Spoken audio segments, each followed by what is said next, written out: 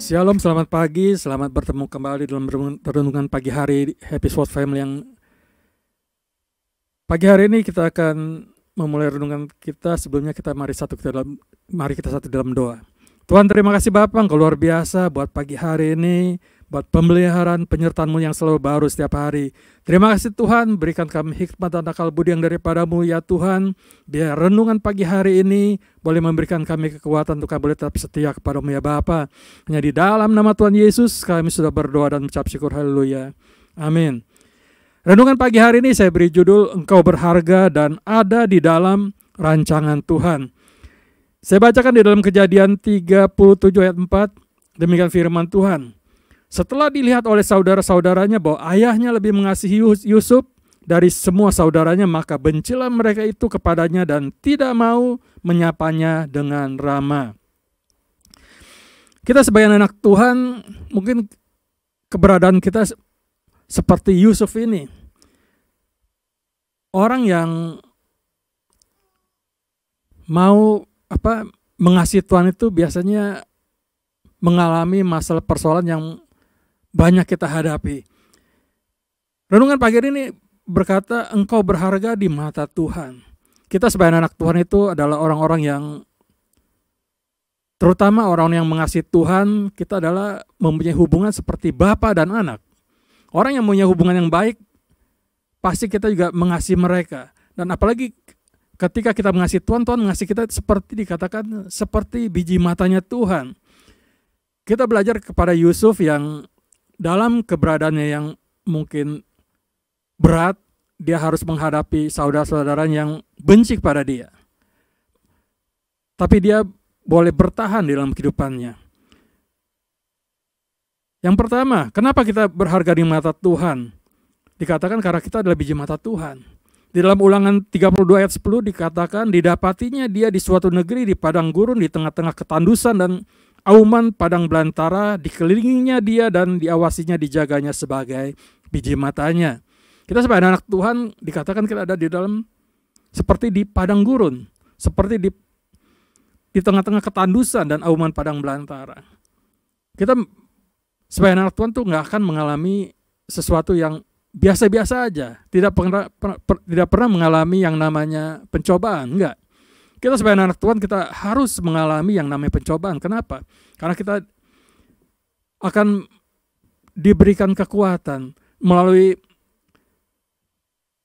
kesusahan, melalui pencobaan kita akan mengalami yang namanya kekuatan. Kita sebagai biji mata Tuhan, kita dipelihara, kita dijaga oleh Tuhan. Kita tahu kalau kita punya mata, kita pasti akan jaga mata kita. Ketika mata kita sakit, kita obati. Ketika mata kita mungkin buram, kita pakai kacamata. Kita jaga mata kita. Ketika ada sesuatu yang akan masuk, kita dengan refleks mata kita akan menutup. Berharga sekali mata kita yang kita miliki ini. Kita kalau nggak ada mata, mungkin dunia itu akan berbeda sama sekali. Kita akan merasakan sesuatu yang mungkin orang lain tidak bisa rasakan. Ketika orang buta, mungkin ketika dia melihat, dia hanya melihat kegelapan. Tapi orang yang bisa melihat, dia bisa melihat keindahan dunia ini. Berharga sekali mata kita. Oleh karena itu, kita dikatakan di dalam firman Tuhan adalah biji matanya Tuhan. Yang kedua, kenapa kita berharga di mata Tuhan? Dia mau membentuk dan memproses hidup kita. Proses di dalam pengiringan kita kepada Tuhan itu sangat penting. Kita mengalami proses, kita mengalami yang namanya pembentukan itu memang ketika mengalami pembentukan itu kita nggak mungkin merasakan sesuatu yang enak. Kita akan mengalami sesuatu yang namanya sakit. Sakit yang mungkin buat kita sangat luar biasa. Tapi ketika pembentukan itu terjadi, dia akan membentuk kita menjadi pribadi yang luar biasa.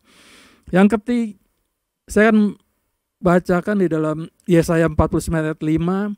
Maka sekarang firman Tuhan yang membentuk aku sejak dari kandungan untuk menjadi hambanya, untuk mengembalikan Yakub kepadanya, dan supaya Israel dikumpulkan kepadanya, maka aku dipermuliakan di mata Tuhan dan Allahku menjadi kekuatanku, firman-Nya. Jadi Dia membentuk kita itu dari kita lahir. Dari kita lahir sampai dewasa, dia terus membentuk hidup kita supaya kita menjadi orang-orang yang diberkati. Yang ketiga, kenapa kita berharga di mata Tuhan? Dia mau kita ada di dalam rencana yang besar. Saya akan bacakan di dalam Yeremia 29 ayat 11, demikian firman Tuhan. Sebab aku ini mengetahui rancangan-rancangan apa yang ada padaku mengenai kamu, demikianlah firman Tuhan. Yaitu rancangan damai sejahtera dan bukan rancangan kecelakaan untuk memberikan kepadamu hari depan yang penuh harapan. Rancangan Tuhan dalam kehidupan kita itu adalah rancangan yang penuh harapan. Rancangan yang membuat masa depan kita itu cerah. Orang yang ada dalam rancangan Tuhan pasti hidupnya berkemenangan. Orang yang ada dalam rancangan Tuhan pasti hidupnya diberkati oleh Tuhan. Tapi jangan pernah berharap seringkali kita rancangan Tuhan kita terapkan di dalam rancangan yang apa yang kita pikirkan. Rancangan kita maunya kita seperti ini. Tapi rancangan Tuhan itu di luar nalar kita. Rancangan Tuhan di luar apa yang kita pikirkan. Jangan kita berpikir rancangan Tuhan dengan apa yang kita pikirkan. Tapi biarkan rancangan itu terjadi sesuai dengan kehendak Tuhan. Karena waktunya Tuhan itu kita nggak bisa prediksi. Mungkin secara manusia kita mau instan, kita mau cepat. Kalau kita minta diberkati ya sekarang juga kita mau diberkati. Kalau kita mau sesuatu maunya sekarang juga, nggak bisa seperti itu. Karena pikiran Tuhan dan rancangan Tuhan itu sesuatu yang dikatakan indah pada waktunya. Kenapa? Karena dia mau ketika kita menerima rancangan Tuhan itu kita sudah siap. Karena seringkali orang ketika menerima rancangan Tuhan itu banyak yang gak siap karena terlalu cepat.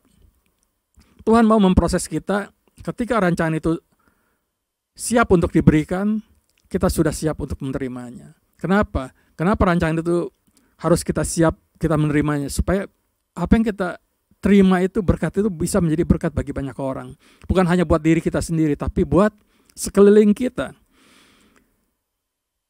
Kita harus sadari bahwa kita harus selalu menyadari bahwa hidup kita sebagai anak Tuhan adalah berharga di mata Tuhan. Kita adalah orang-orang yang terpilih. Kita adalah orang-orang yang dikasihi Tuhan. Tuhan mau kita ada di dalam rancangan Tuhan. Tuhan mau kita ada di dalam berkat-berkatnya Tuhan. Ketika kita melewati itu semua, kita akan merasakan bahwa Tuhan itu selalu baik. Makanya saya sering katakan bahwa kita harus sering membaca firman Tuhan supaya apa? Supaya kita diberkati.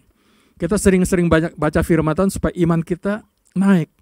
Supaya kita tahu bahwa apa yang Tuhan inginkan dalam kehidupan kita itu adalah untuk kebaikan kita. Biar firman Tuhan pagi hari ini boleh menjadi perenungan kita untuk kita boleh menyadari bahwa kita itu adalah anak-anak Tuhan, adalah biji mata Tuhan. Kita berharga di mata Tuhan dan kita ada di dalam rancangannya Tuhan. Amin. Mari kita satu dalam doa. Tuhan, terima kasih Bapa, Engkau luar biasa buat firman-Mu pagi hari ini. Kami tahu Tuhan, kami adalah orang-orang yang berharga di mata Tuhan. Kami adalah biji mata-Mu ya Bapa.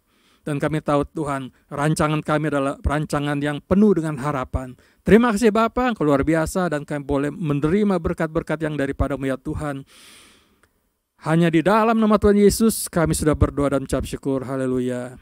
Amin. Sadari untuk kita selalu tetap berharap kepada Tuhan dan kita sadar bahwa kita adalah biji matanya Tuhan. Amin.